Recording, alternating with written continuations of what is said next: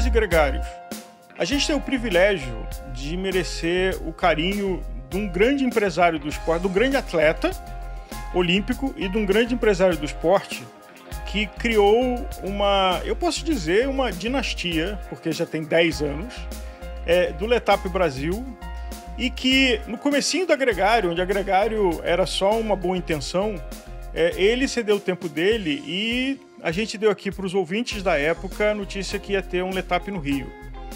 Postamos aqui de novo, a Gregário já madura depois de 5 anos e até com uma relação muito honrosa de cuidar de todo o palco dos Letaps, que a gente começou a trabalhar isso há 2 anos atrás e a gente vem subindo a régua a cada momento. E para falar de um lançamento novo, de uma conexão entre a França e a Espanha. E só para vocês, ouvintes, entenderem, existe uma empresa chamada Amaury Sports Organization, ASO. A ASO é a maior empresa do mundo hoje de provas de ciclismo de estrada, e ela é dona da propriedade do Tour de France, que foi onde ela começou, mas também da Volta da Espanha.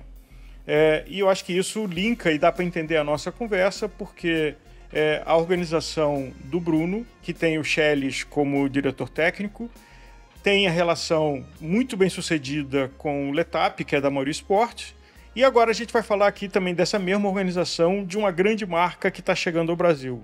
Na minha companhia, a Ana Lídia Borba, com a sua autoridade e simpatia, e Fernando Chelis, diretor técnico do Letap, que é quem faz todo o desenho dos percursos, a parte operacional e todo esse serviço impecável que a gente observa, e eu já vi algumas vezes, acho que você que está nos ouvindo também, tem a autoria da criação do Fernando.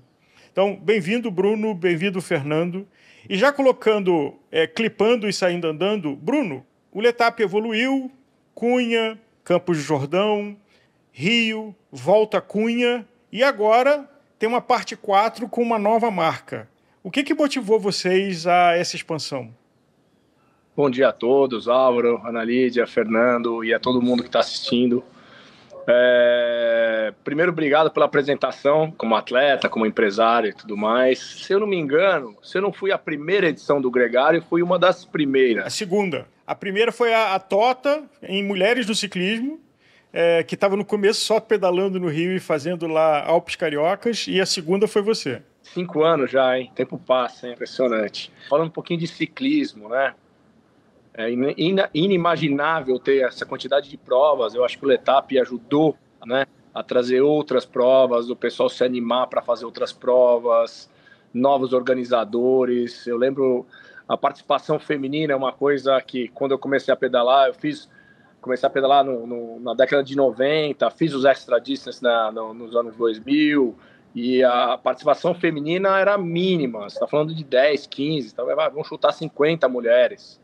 O Letap, o ano passado, se eu não me engano, a gente teve 700 mulheres. Quer dizer, é um absurdo a quantidade feminina aí. E que é o maior percentual dentre todos os Letaps, certo? É o maior percentual de todos os Letaps do mundo. E no ano passado foi o maior Letap feminino de todos os Letaps do mundo, inclusive o da França. Que tem 16 mil atletas, né? Para a gente ver o tamanho da diferença, né, de proporção. O Letap foi construído, né, muito com o pé no chão. As etapas elas vão se multiplicando a partir do momento que a gente acha que o mercado tem demanda para isso. Não é que a gente sai e fala, nós vamos aí sair fazendo prova uma atrás da outra para ter volume. Quer dizer, a gente fez o Letap de Cunha, que depois virou de Campos, né? A etapa principal. Até, como eu brinco com o time, encher o copo. Quando encheu o copo já tinha a opção. A gente não queria fazer uma coisa igual. Fomos para o Rio. Queríamos fazer uma prova dentro de uma cidade, desafiadora, mas dentro de uma cidade, que é desafiadora para o ciclista e muito mais para a organização. O Chelis que organiza aí, fica de cabelo em pé quando está lá no Rio. O Rio teve o seu sucesso, ele é muito bom de logística, o nosso perfil do nosso público é nacional, quer dizer, vem gente de todos os estados brasileiros, então, logisticamente, o Rio é muito bom, porque o ciclista já chega na cidade. E a gente sentiu que tinha a possibilidade de abrir uma terceira prova. Voltamos para Cunha para fazer uma prova extremamente desafiadora. Ajustamos o percurso. Para quem não foi esse ano, perdeu. O percurso ficou muito mais interessante, numa pegada diferente. O pessoal reclamou que diminuiu a subida, mas mudou a característica, a gente foi mais para uma pegada mais de pelotão, que também tem a sua característica dentro do ciclismo. E aí essa quarta prova é uma parceria com a Mauri Sports Organization, que é uma das donas da La Vuelta, que hoje, para mim, é a segunda volta mais importante do mundo e tem crescido demais, porque tem a organização desse pessoal do Tour de France, que é muito, muito competente, e eles estão numa linha agora de expandir mundialmente. Eles tiveram um grande sucesso fazendo isso com o Tour de France e os Letapes pelo mundo, e decidiram fazer isso com a marca La Vuelta. Eles já fizeram uma prova na China. Qualquer coisa que você faz na China aparece 4 mil ciclistas lá para pedalar. Mas no pelotão, vamos pedalar amanhã de manhã, aparece 4 mil pessoas. No mundo normal, no mundo latino aqui, nós somos uma referência de organização e eles estão começando o processo de globalização da marca La Vuelta conosco. E para a gente é um motivo de muito orgulho. A princípio, como entrada, assim, agora nós vamos entrar nos detalhes, começar a falar um pouco do que é o produto, mas como conceito, é isso. Além disso, o ciclismo tem crescido muito, ele tem muito a ver com as assessorias, a expansão das assessorias, a expansão da malha de ciclovias, e com certeza as provas, né? É o ponto final, quer dizer, as pessoas vão lá, treinam e usam isso como motivação. A prova faz parte aí do conceito aí de desenvolvimento do ciclismo. Tem, depois, não sei se o Shelly já pode dar alguns spoilers lá de Campo de Jordão, vão ter estradas novas, o governo do estado está aprovando as estradas novas, não sei nem se é o assunto de hoje. Não, sempre tem novidade, porque Campos tem novidade, Rio tem novidade. Agora, vamos aqui, quando e onde será a La Vuelta Brasil? A gente sempre tenta construir um calendário para não encavalar provas, né? E a gente achou interessante a primeira semana de dezembro, dia 6 e 7, por ser final de ano, época de comemoração, e depois todo o evento foi montado para essa celebração de final de ano, de comemoração das assessorias, dos times, dos ciclistas e tudo mais. Nós vamos fazer na super tradicional Estrada dos Romeiros, que é uma referência para o ciclista paulistano e para todo ciclista da região, né, de toda aquela parte da Rota dos Vinhos e tudo mais. A sede do evento vai ser em Cabreúva, né? Não vai ser no Mineiro, mas o Mineiro é uma parte super importante desse processo. Vai ser perto do Mineiro, vai ser naquela marginal, né, naquela via onde tem o riozinho no meio, aqueles dois lados. Cabreúva está finalizando o Esporte Clube Municipal deles lá, que está uma maravilha, está maravilhoso. E lá vai ser a nossa vila, né, como nós estamos numa pegada espanhola, não vai ser um village, um village, mas vai ser uma vila, largada e chegada em Cabreúva.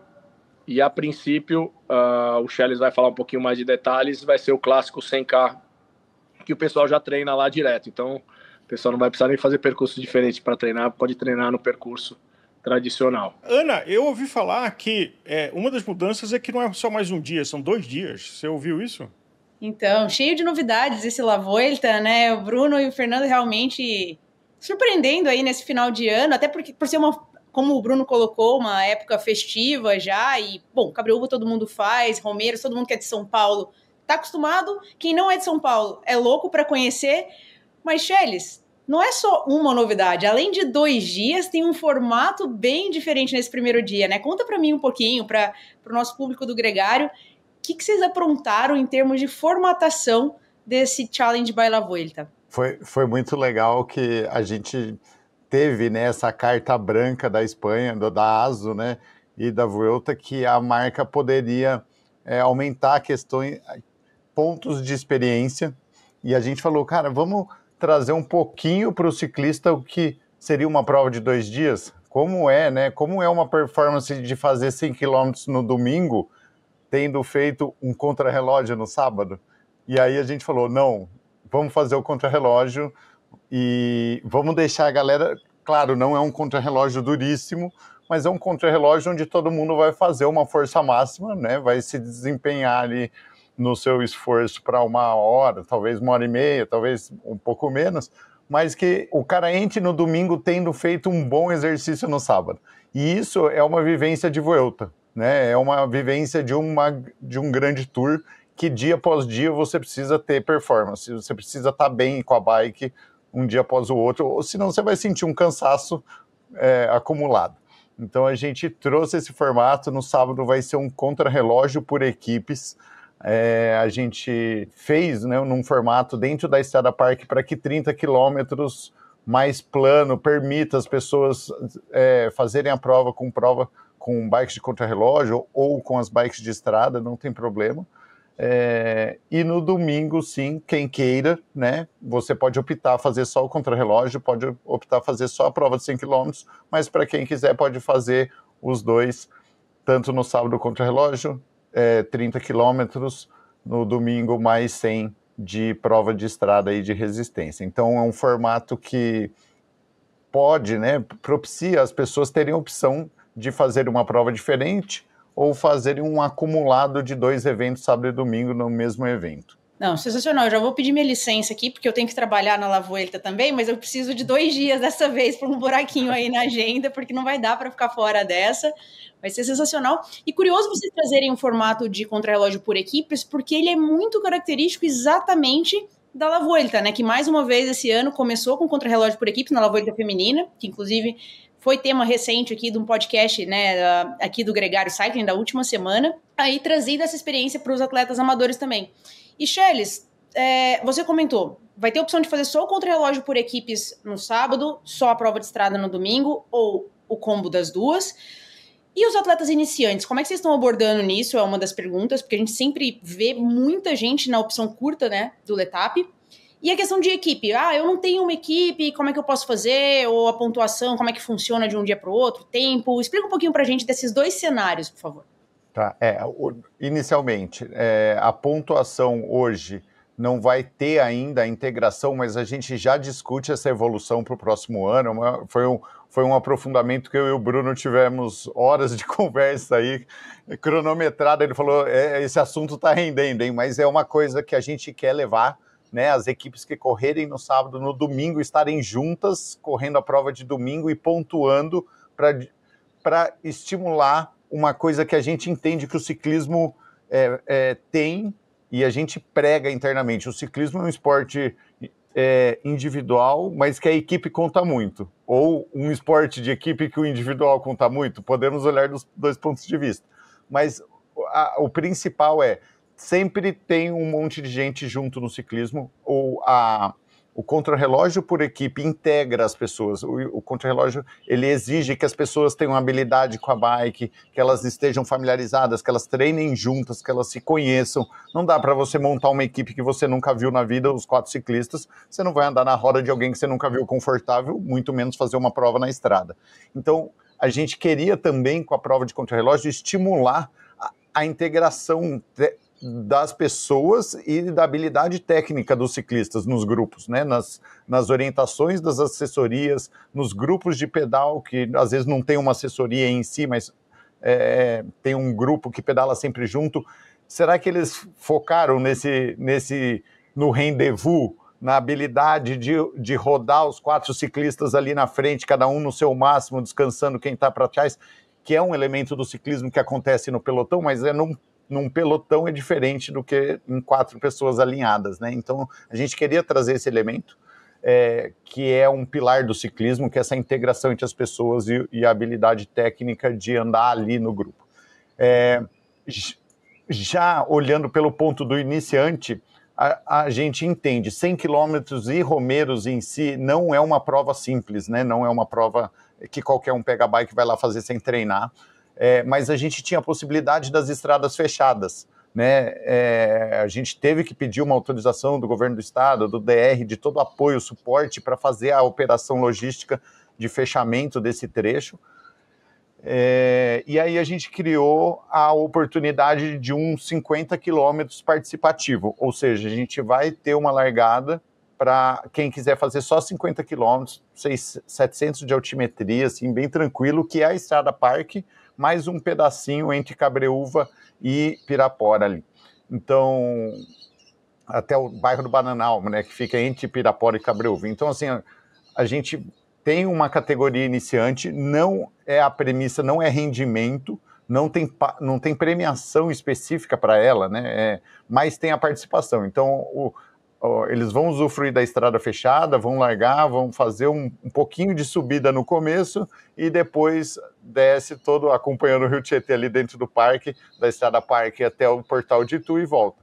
É os 50 quilômetros mais permissivo que a gente entendeu que a estrutura comportava. Vai ter uma quantidade máxima de atletas, lógico, porque a gente não imagina o potencial de número, né, de qual a quantidade de atletas de São Paulo que possam querer participar. Enfim, é um produto participativo para quem quiser vivenciar uma estrutura de pista fechada, de estrada fechada, aquele monte de ciclistas, né, podendo competir dentro do Estrada Parque de Cabreúva, mas sem o quesito competição, né? É muito mais o cara poder vivenciar uma estrutura da Vuelta da Espanha no Brasil, da nossa organização, da Estrada Fechada e também dos outros atletas. Chelis, aqui na Ansiedade, eu acho que quem está nos ouvindo mais ainda, claro que tem o site, claro que tem toda a informação, mas o percurso, pelo que você falou aqui, eu estou imaginando que largando de Cabreúva o contrarrelógio, indo até o portal e voltando mais ou menos. Exatamente, a gente vai usar a Estrada Parque, né? São 30 quilômetros com 450 de altimetria estimado, para a gente poder soltarem as equipes de tempo em tempo e elas terem espaço entre elas para poder se desenvolver ali, né? Vão ser exatamente isso aí. Sai de Cabreúva, vai até o Portal de Itu e volta para Cabreúva. E o do domingo, qual o percurso? Aí os atletas largam de Cabreúva sentido o posto Borsato, lá no quilômetro 48 da Castelo. Então você larga sentido montanha, sentido onde é mais aclive e declive, né? Fazendo os primeiros 65 quilômetros. Então você vai 32, 33 até o Borsato, volta até Cabreúva e depois entra na Estrada Parque para finalizar o 100. Então vai até o portal e volta para fazendo a chegada em Cabreúva. No final da prova, exatamente. Então você larga de Cabreúva, vai até a Castelo, volta para Cabreúva, aí entra na Estrada Parque, vai até o Portal de Itu e finaliza em Cabreúva novamente. Tem chegada ao alto com a subida do cemitério, então? A gente ainda não decidiu a chegada. A subida do cemitério realmente vai ser uma subida ao alto com sprint, né? Porque eu acho que vem para sprint. De todo jeito, né? Se for chegada ou não, ali com certeza vai ter uma aceleração importante. Com certeza. E a gente está discutindo também a chegada dentro da cidade, que é o que acontece na Vuelta, né, no Tour de France, que é trazer o ciclismo para dentro da cidade. Acontece no Rio de Janeiro, todo mundo se surpreende, nossa, aquele monte de curva, aquele monte de grade, mas essa é a vida do ciclista. Se ele estiver lá e não pilotar, não estiver atento, realmente é uma situação de susto, né? Você fica muito alerta no meio do pelotão, mas essa é a gente passa isso treinando no meio dos carros, quando está no meio da prova com o grupo, com a área limite, né, que o ciclista tem para trabalhar, para poder pilotar, mas estamos estudando ainda se essa chegada vai ser na estrada ou dentro da cidade, e aí a gente conseguir fazer um roteiro ali para que seja legal, mas também não seja excessivamente acentuado, né, a questão de curva, de perigo. Então estamos discutindo, não sei da chegada ao alto ainda, mas tem bastante subida ali no Tira-Saia, na ida e volta para Castelo, tem subida à vontade para a turma soltar a perna lá e dispensar, esfarelar o pelotão, como dizem, né? Bruno, ser um atleta de alto rendimento e eu acho que sobreviver como empresário, tem uma coisa que é parecido, que é você ter informação, visão e coragem. O Rio de Janeiro, e eu, carioca, e meus amigos que seguem morando lá, tiveram um grande preconceito da chegada do Letap, dizendo, nossa, por que eu vou pagar para ir num lugar que eu estou aqui toda hora? Mas eles não tinham a visão do que vocês já fizeram e ainda tem coisa que vão fazer. Cunha teve o preconceito. Ah, ficou muito molezinha, e eu sou testemunha, e a Ana também, como se tiver a coragem de mudar a dinâmica da prova. Então virou outra prova. E eu sou testemunha, inclusive, porque fiz o curto, que ficou muito divertido. Assim, foi uma das experiências de melhor custo-benefício que eu tive na minha vida. Tive o privilégio de rodar o percurso para conhecer com a Ana no sábado, e no domingo fazer a prova, 1h40, 163 de batimento médio, mas tranquilo, não, foi assim, diversão garantida de performance. E eu chego na pergunta do que acho que quem ouvir falou, fazer em Romeiros, todo mundo da região vai andar em Romeiros, por que eu vou pagar uma inscrição e participar de uma prova num lugar que eu vou todo fim de semana e que eu passo a hora que eu quiser? Sem nenhum preconceito, eu acho que o paulistano é um pouquinho diferente do carioca, né? O carioca tem uma característica única dele, assim, de encarar as coisas, e eu acho que eles errado não estão, né? Mas o que você está tentando é trazer um evento, tentar fazer um evento grande, um evento referência, falar de ciclismo. Um evento grande traz respeito das autoridades, melhoram as ciclovias, as vias para fechar, né, a PCC lá do Rio. Toda vez que você traz um evento grande, você chama a atenção da autoridade, o cara fala, vamos dar atenção mais para esse segmento aqui que está crescendo, os caras têm um evento grande. Então, eu acho que a gente vai ter uma adesão enorme. Eu acho que finalmente, talvez, quer dizer, é um feeling que eu tenho que no sábado a gente vai ter uma adesão legal do pessoal do triatlon, que já está no final de temporada, mas vai curtir pra caramba, juntar 4 amigos e fazer um contrarrelógio, que é uma coisa que a gente sempre tem uma dificuldade, que eles, como tem um calendário bastante extenso, é difícil você trazer, sempre quando eu falo com algum amigo triatleta, semana que vem eu tenho um Ironman, semana que vem eu tenho o Troféu Brasil. Então, a gente nunca consegue trazer esse pessoal, e muitas das vezes o pessoal do triatlon não curte descer a 80 por hora uma descida, ou fazer...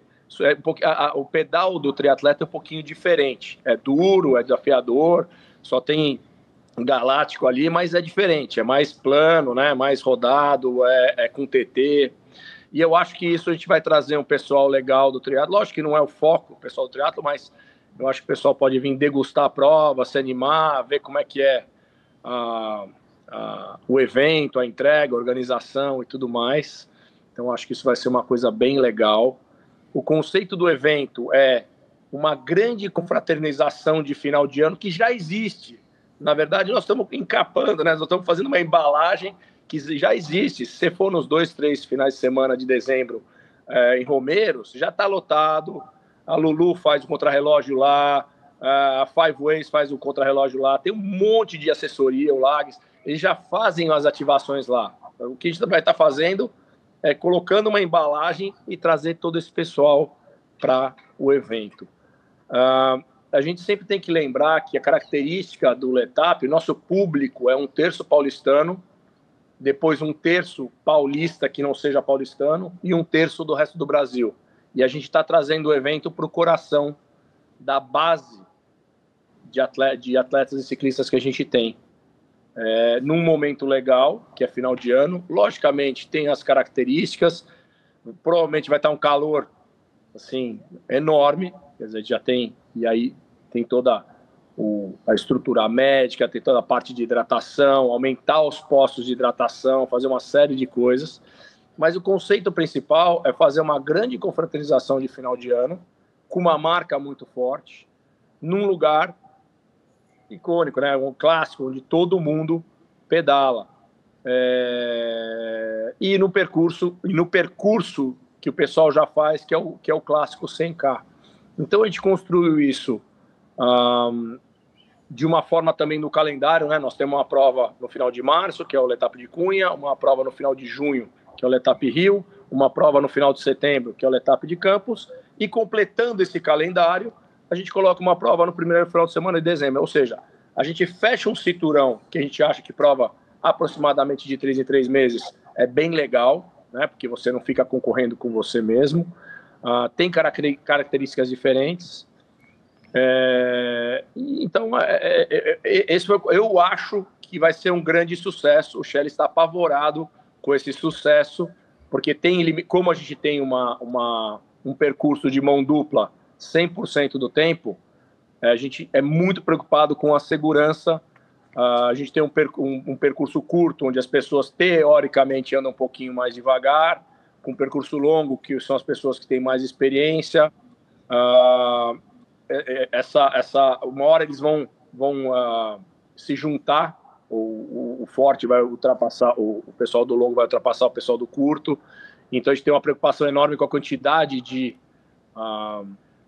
pessoas inscritas. Eu acho que vai ser um grande sucesso. E eu já falei para o Chelis, vai separando o pelotão, vai dando distância dos pelotões de um para o outro, vai fazendo o pelotão menor. O que a gente quer é fazer uma grande festa do ciclismo. Você sabe, Chelis, que eu tenho um enorme respeito e admiração por vocês, sincero, mas também pela coragem que vocês têm e quanto vocês se preparam e têm o resultado de colocar 1.000, 3.000, quase 4.000 pessoas numa prova, como já acontece hoje em Campos, e que você tem uma quantidade de variáveis gigante, mas com o track record que vocês têm de um índice muito pequeno de acidentes mais sérios. Então, assim, é admirável o trabalho que vocês fazem de planejamento, de preparação e de equipe. Se eu não me engano, durante Campos tem quase que 500 pessoas trabalhando no dia da prova. Assim, eu não sei se eu conseguiria fazer. Vamos colocar 2.000 pessoas em Romeiros, no vai e volta. Assim, acho que eu ia parar de dormir hoje. Se a prova lá em dezembro, eu já estou deixando de dormir hoje. Conta pra gente, assim, como é que é esse desenho de segurança? É um pilar que a gente sempre trouxe, né, desde o nascimento do Letap, como essencial, justamente porque a gente entende que o ciclismo não é um esporte seguro, né? Você está de bicicleta na via com um capacete, que cobre 1/3 da cabeça, 1/4 talvez, entendeu? Então, realmente, a gente coloca um protocolo de segurança na construção do evento, que, lógico, vem de anos de experiência de Tour de France, do Letap, e você vê que acontecem erros e acontecem acidentes nas operações deles na Europa. A gente entende e prevê aqui quais são esses erros para minimizar de fato o que acontece na prova, né? Em Romeiros é uma questão assim, a gente entende e tem uma certa facilidade por conhecer bem lá, né? Diferente quando a gente pensa no Letap do Rio, onde vão ser as curvas perigosas, você precisa simular na sua cabeça o que é um pelotão dentro da vista chinesa, o que é um pelotão fazendo o acesso de Copacabana para Ipanema, entendeu? Aliás, me permite aqui uma interrupção. Eu sou carioca, tenho 63 anos, pedalo desde o meio dos anos 70. A primeira vez que eu vi a vista chinesa limpa foi no Letap. A primeira vez na minha vida, 50 anos de pedal, que eu vi a vista chinesa sem um monte de coisa escorregada, fruta pisada, não sei o que lá. Folha, musgo verde, exato. Eu acho que isso não é só a organização do Letap, a gente tem uma ajuda, um trabalho gigantesco da Prefeitura do Rio, do Colurbe, do Sete Rio, de todas as autarquias cariocas que realmente abraçam o projeto. Lógico, a gente dá ideias, dá orientações e tudo mais, mas a paixão ali da Prefeitura do Rio pelo Letap é incrível. O que eles fazem, eu não vi eles fazerem para nenhum outro evento no Rio de Janeiro. Mas, Bruno, isso conecta com o que você falou, de que ao ter eventos como o do Letap, chama a atenção das autoridades para olhar coisas que impactam a nossa vida mais do que no dia da prova. E acho que esse é um bom exemplo disso, de como a Prefeitura e a Conlurb, e até falando do Rio, a evolução do percurso que eu ainda não tive o prazer de fazer e quero ver se faço esse ano, que é a orla inteira, você vem da Barra até o aterro com tudo fechado. Tem um trabalho de logística que eu não consigo nem imaginar, de colocar e tirar aquelas grades na velocidade que vocês precisam, não sei nem quantos quilômetros de grade tem para colocar. Outra coisa assim, que ou você faz isso com segurança no dia do Letap ou você não faz. Realmente não tem meio termo.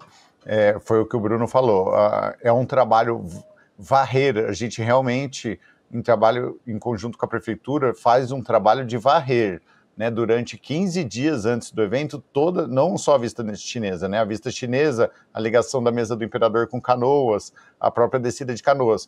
Então, assim, é um trabalho que começa mais grosseiro, tirando o galho, fazendo uma limpeza mais grossa, caminhão com escovão para tirar musgo. Depois, na semana, fica constantemente a limpeza lá acontecendo para o que está caindo, para já não acumular para domingo. Então, é um trabalho de 15 dias consecutivos de apoio, principalmente lá naquele setor da Conlurb, que é responsável pela limpeza do circuito, porque segurança é um pilar do Letap e a própria Prefeitura do Rio de Janeiro não entende receber um evento, né, da magnitude do Letap dentro da vista chinesa e deixar as pessoas escorregando no chão.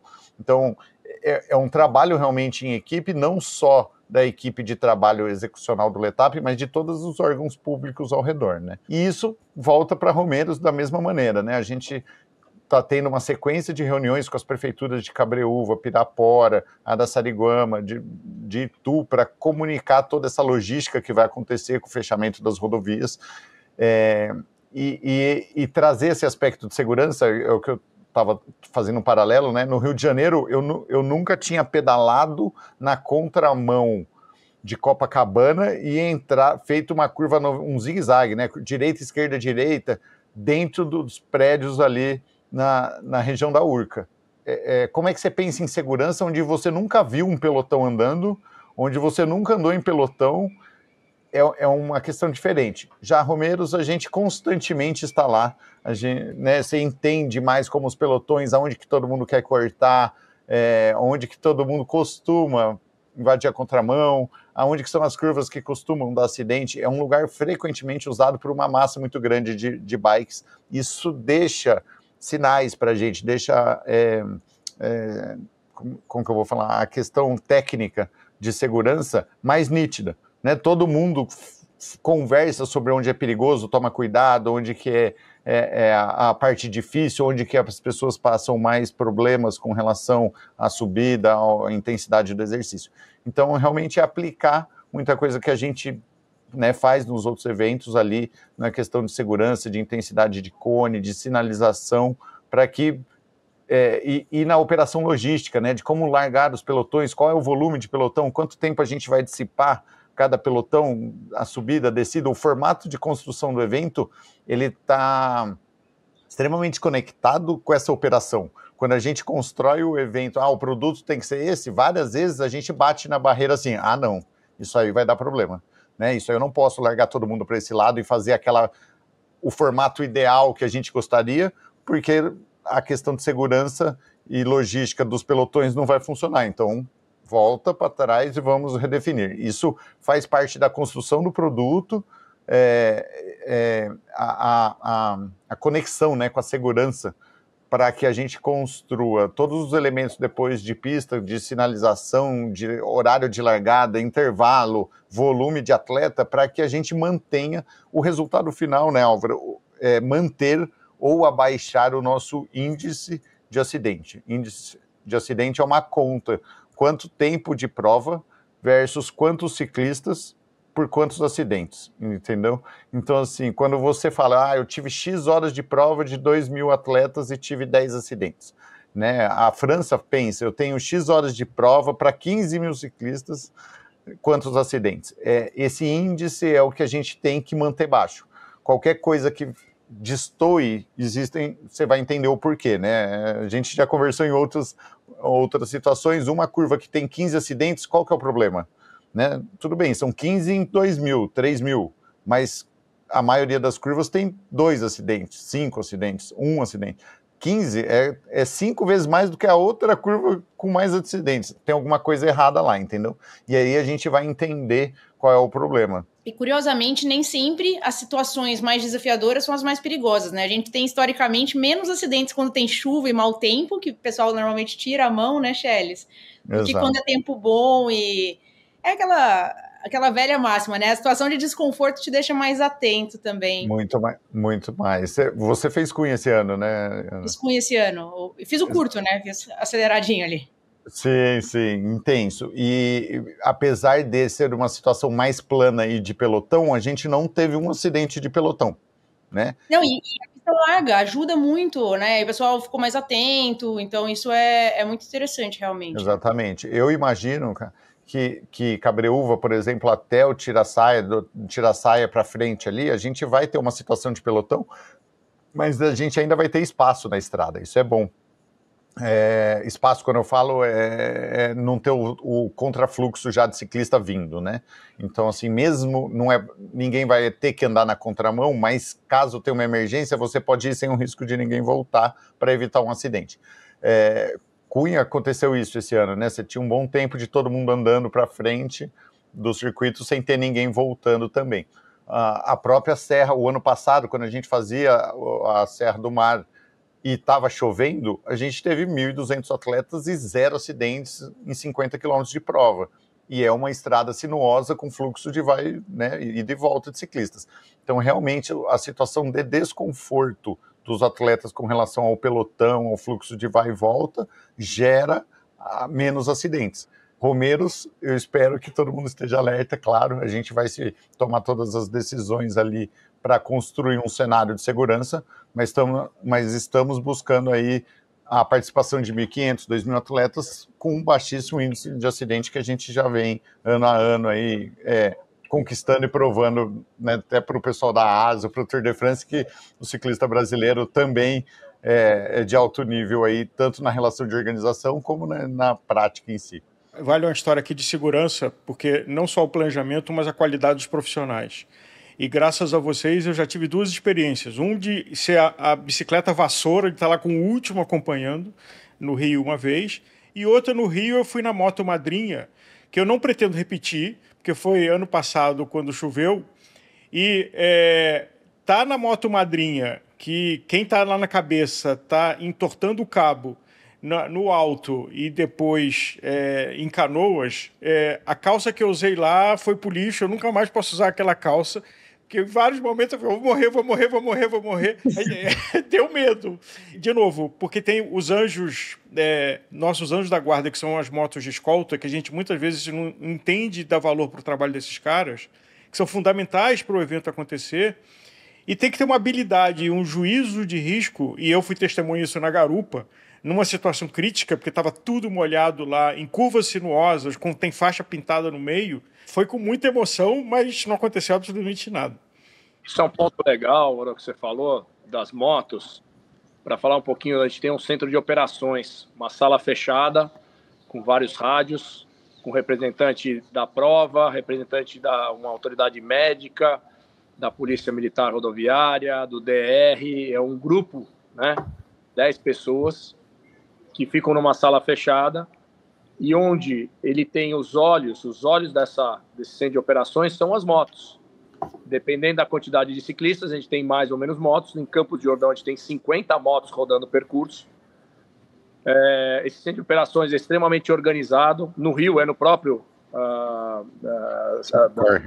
na sala de crise do Sete Rio, no COR.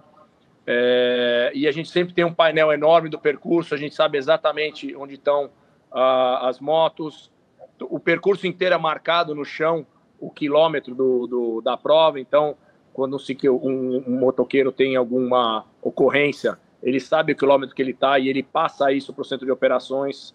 Aí nós temos todas as ambulâncias, motolâncias, estruturas na região que vão atender aquela ocorrência ou não. A prova, atrás atrás do palco, tem um monte de coisa que as pessoas não veem, mas é uma estrutura gigantesca e faz parte desse pacote de segurança. Quer dizer, ter um centro de operações, ter todo um protocolo. A gente tem protocolo para todos os tipos entrou um cavalo na pista. A gente teve uma grávida num bairro que passa a prova, tá dando à luz. Tem o protocolo, tem tudo que você possa imaginar. Logicamente, uma parte a gente aprendeu com a França e outra parte a gente aprendeu acontecendo as coisas e a gente tendo que criar os protocolos. Mas depois de 10 anos, a gente ainda não completou o álbum, porque o álbum nunca completa. Mas eu acho que a gente está com o álbum bem adiantado, tem bastante figurinha já colada no álbum. Tem várias coisas que a organização de vocês é a referência no mundo. Uma delas é o tamanho do village e o tipo de estruturação de negócio para as fontes de receita. E um objetivo que eu acho que vocês tiveram, de que no começo muita gente via preço e não via valor. E falava, nossa, mas a prova é cara e tudo mais. E vocês vêm fazendo um trabalho para mudar isso. Se você puder dividir para a gente a motivação e os resultados. Realmente foi um baque. Eu lembro que há 10, 11 anos atrás, logicamente, você tem inflação, mas em números gerais, ninguém pagava mais do que R$150 para fazer uma prova de ciclismo. E a gente, na época, trouxe, se não me engano, era uma coisa R$500, R$540. Era 3 vezes o que o pessoal pagava. Mas as provas eram com a rodovia aberta, tinha outras características, era uma outra pegada, né? O modelo de Letap, ele tem algumas coisas parecidas com o Letap mãe, que é o Letap da França, mas tem muita coisa que foi latinizada ou tropicalizada, o que a gente trouxe de diferente. A gente tem um público muito qualificado. Eu faria um paralelo com o pessoal do triatlon, um pessoal que compra equipamentos caros, as bicicletas hoje são caras, são pessoas que viajam, e o tema do Letap é um tema legal de viagem. Isso é uma coisa que cada vez mais está desenvolvendo, que são o cicloturismo, ou o turismo para você fazer esporte, né? Você tem um tema da sua viagem, não é simplesmente, eu vou passear e tomar vinho na França. Não, eu vou para a França, vou pedalar e no final do dia eu tomo meu vinhozinho, como meu queijo e tudo mais. O modelo de negócio do Letap não é só a receita das inscrições, a gente tem receita de patrocínio, a gente tem receita da venda dos espaços do Village, né? Um real estate ali que a gente vende os espaços e hoje tem uma demanda absurda, a gente tem fila de espera, principalmente em campos, a gente tem fila de espera para o pessoal ser expositor. A gente monta realmente uma expo muito legal dentro, eu chamo de Shopping do Dória, deve ter um nome mais bonito, mas tem o Shopping do Dória, onde a gente monta a expo lá dentro.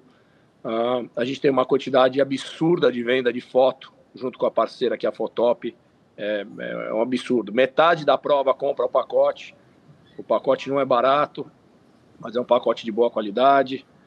A gente tem uma série de receitas aí que ajudam a gente a construir o evento. O evento tem uma característica muito interessante, tem uma responsabilidade, eu chamo de responsabilidade fiscal. A gente não faz loucura, a gente não gasta mais. Se tem um ano que um patrocinador não bancou, a gente não faz aquela ativação. A gente tem uma responsabilidade muito grande de perpetuar o evento. Toda vez que você é pé no chão e faz as coisas direito, você perpetua um projeto. Um projeto que, lá no começo, o Shelly sabe bem, ele tinha uma outra característica. Eu entrei no 3º ano, teve os 2 primeiros anos que não tinham essa política. Apesar da inscrição mais cara, não tinha tantos patrocinadores, teve prejuízo, e quando eu entrei eu consegui sanear a empresa, consegui trazer justamente esse conceito de responsabilidade com os custos e tudo mais. Assumi a área comercial em 2019, 2020, consegui também melhorar muito. Eu acho que quando o Bruno Prada vai falar com os patrocinadores, tem um peso diferente do que qualquer outro comercial, de entendimento de negócio, entendimento sobre esporte. Então eu acho que também a expansão comercial, a gente teve uma expansão comercial muito interessante de lá para cá. E o ciclismo são duas coisas, né? O cliente, muitas vezes a gente tem empresas que não tem nada a ver com o ciclismo, mas eles querem conversar com aquele público. Eu acho que esse é uma das pegadas super interessantes que as pessoas não entenderam. O patrocinador não está indo falar com o ciclista. Alguns sim. Você fala de uma Shimano, de uma Specialized, de roupa, probiótica, da Lamalha. Você está falando diretamente com o ciclista, mas esses não são nem 1/3 dos patrocinadores que a gente tem. Os patrocinadores querem conversar com aquele público específico.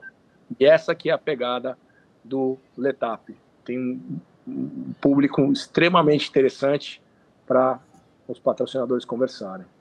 É muito interessante como você fala isso, que até nas últimas semanas saiu uma faixa, mas virou um meme e do concorrente da Astro, né? O Giro de Itália, postaram em uma das cidadezinhas por onde o Giro passou, obrigada Giro de Itália pelo asfalto novo, né? E aí tem a ver com isso que você está falando, desde a parceria com a Prefeitura do Rio, com a parceria de Cabreúva, com a parceria com os patrocinadores, que é a presença do grande evento, claro, melhora a visibilidade, melhora o acesso, é uma oportunidade para o cara que é ciclista, mas ele impacta uma comunidade muito maior do que essa de uma maneira positiva. Né? E eu acho que é isso que o Letap vem fazendo com muita maestria aí ao longo desses últimos anos, mudou totalmente a visibilidade do ciclismo de estrada no Brasil, que a gente sabe que é um país que é muito concentrado no mercado de mountain bike, se a gente pensar em vendas e tamanho de mercado, mas a visibilidade do ciclismo de estrada mudou completamente e claro, muito graças à presença do Letap e agora da Vuelta, claro. Mas tem um outro ponto, Bruno, que eu queria perguntar para você e para o Cheres, e aí o Álvaro entrou por cima nisso, que é essa questão da Expo.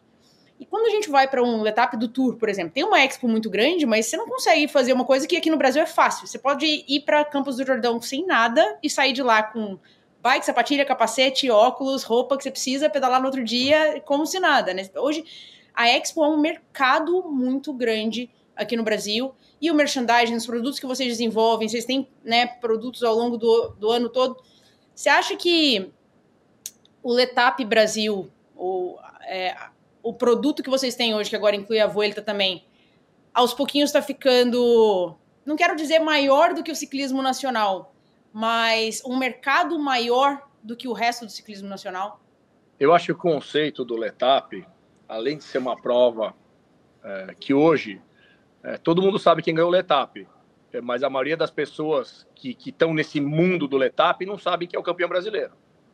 Hoje, realmente, o Letap, não desmerecendo o campeão brasileiro. Ser campeão brasileiro, o cara tem que ser muito bom, muito foda.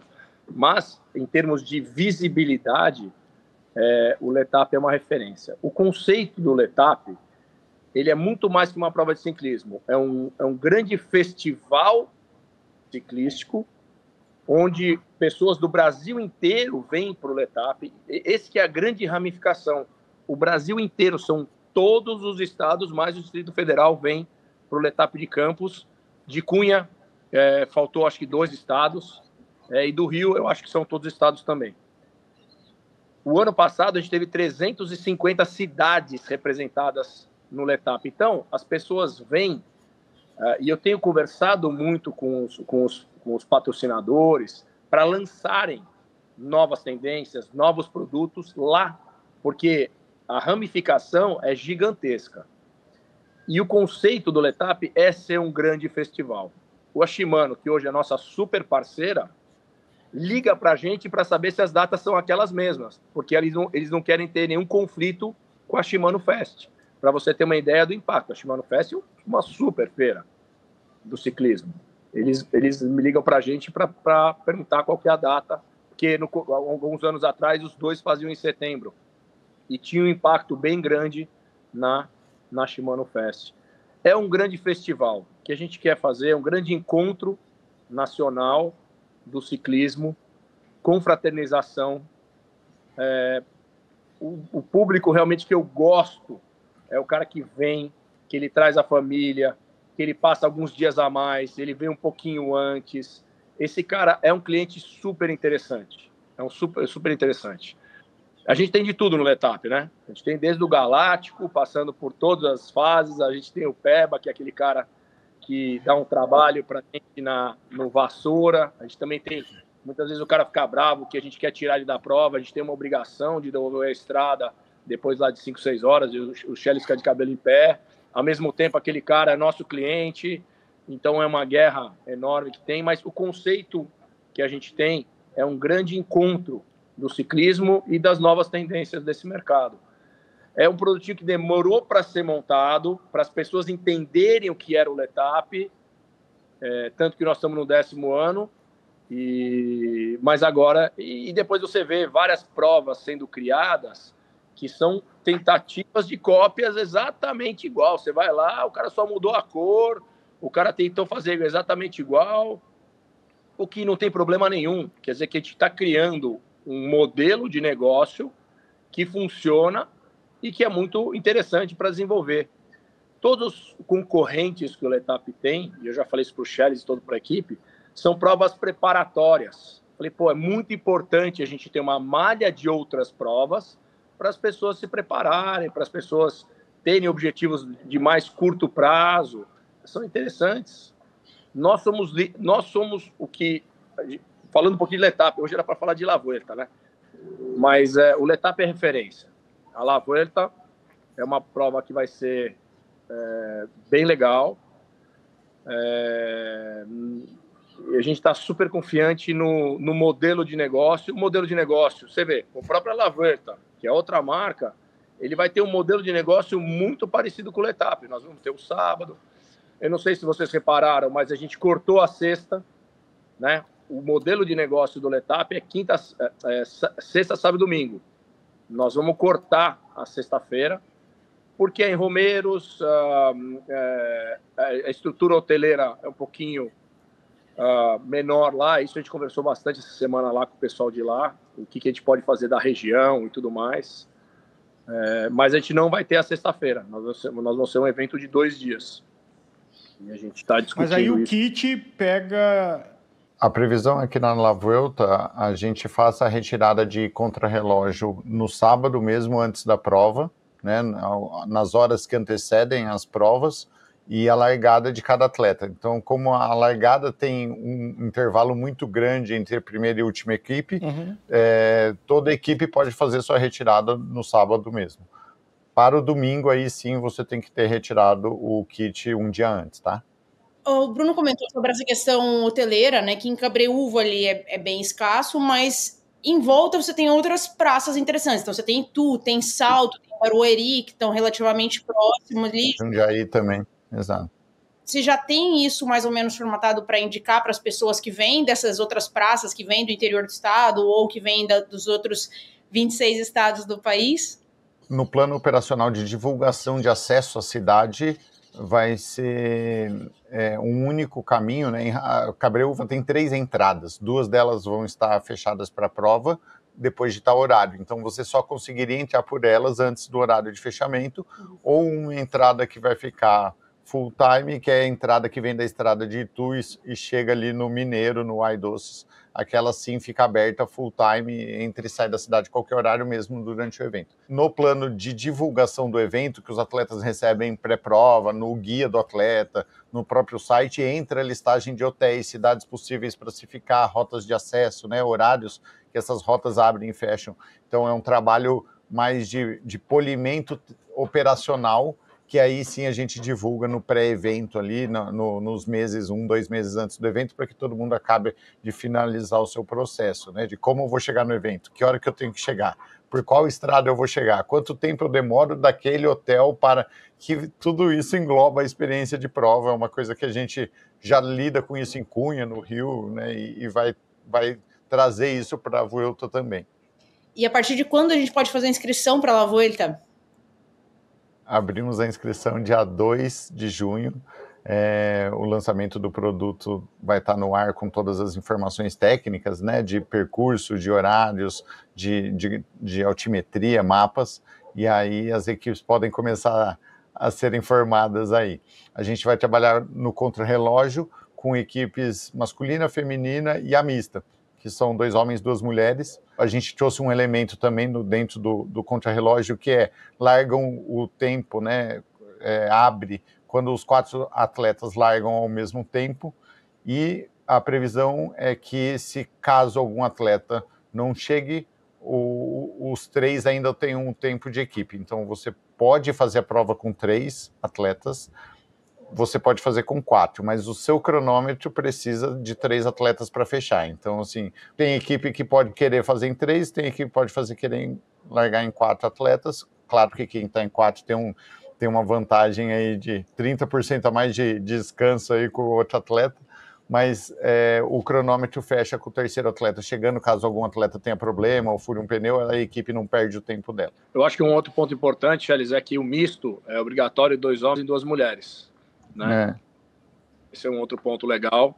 Isso também foi uma discussão, se precisava só apenas de uma atleta feminina ou de 2, mas no conceito que se você só chega com os 3 primeiros, tem validade, ficaria esquisito você ter só uma mulher, que aí você poderia ter equipes que montam 3 homens e uma mulher, que hoje em dia tem muita mulher que é mais forte que os homens, hein?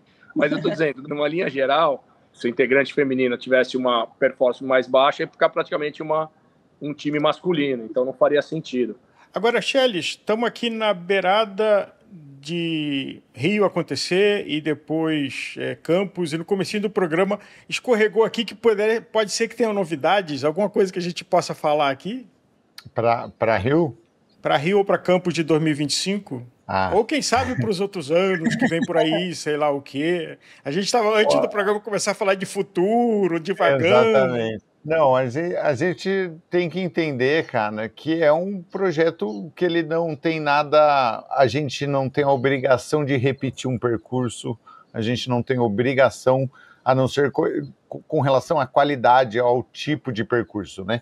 Então, é o tempo todo uma discussão se a gente vai alterar, se isso melhora, se isso piora. A gente tem uma base muito grande de ciclistas, então, assim, toda vez que a gente faz uma alteração de percurso, a gente faz um lançamento de percurso, vai ter gente que vai gostar e vai ter gente que não vai gostar, né? Então, hoje, sim, a gente tem estradas novas saindo na região de Campos, a gente tem um projeto andando no Rio de Janeiro, a gente tem a novidade de percurso do Vuelta.